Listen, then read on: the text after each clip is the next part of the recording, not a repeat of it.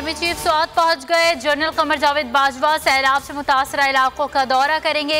मुतासरा अफराद और सयाहों से मुलाकात करेंगे। ISPR के मुताबिक सयाहों और मकामी अफराद को कुमराट और कालाम से हेलीकॉप्टर से रेस्क्यू किया गया। मुतासरीन में खवातीन, बच्चे, गैर मुल्की और दीगर शामिल थे।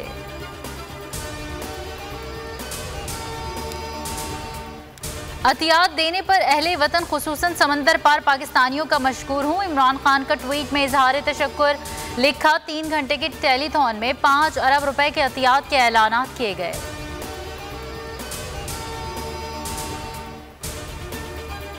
बलूचिस्तान में बारिशों से 200 अरब का नुकसान हुआ। वजीर आला बलूचिस्तान अब्दुल कुद्दूस बजिंजो का इंकशाफ। कहा मुतासरीन की बहाली में 25 साल लगेंगे। हालिया सैलाब 2010 के सैलाब से 100 गुना ज्यादा तबाही लाया।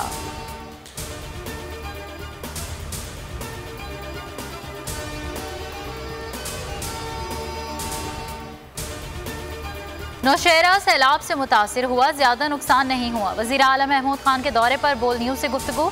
कहा सैलाब ने बालाई इलाकों को ज्यादा मुतासिर किया। इमदादी कार्रवाइयों को तेज करने की हिदायत।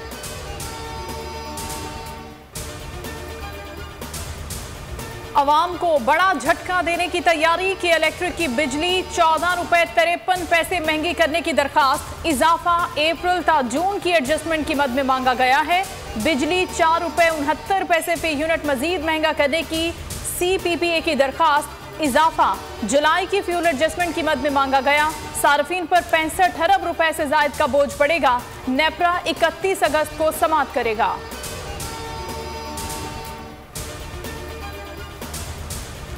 नवाज शरीफ का हुक्म पार्टी रहनुमाओं ने नजरअंदाज कर दिया। लीगी कायद ने इमदादी कैंप लगाने की हिदायत की थी। लाहौर के चंद अरकान ने ही सैलाब मुतासरीन के लिए रिलीफ कैंप्स लगाए। साद रफीक ने भी अपने हलके में कैंप नहीं लगाया।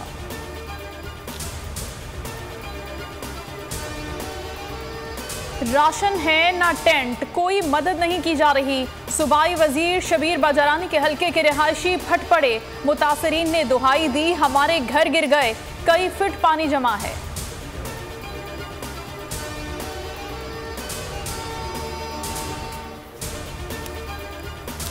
सैलाब से फसलों की तबाही, प्याज और टमाटर दरामद करने का फैसला। ईरान और अफगानिस्तान से प्याज और टमाटर मंगवाने की समरी तैयार। प्याज और टमाटर की दरामद पर लिविजो ड्यूटी खत्म करने की तजवीज़। 3 माह तक टमाटर और प्याज की किल्लत का सामना रह सकता है।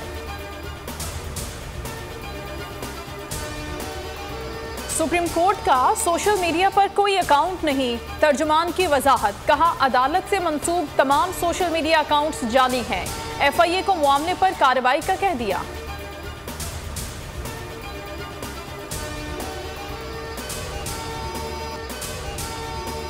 मैं हूं जैस्मीन मंजूर और आप मुझे देखेंगे सिर्फ बोल पर।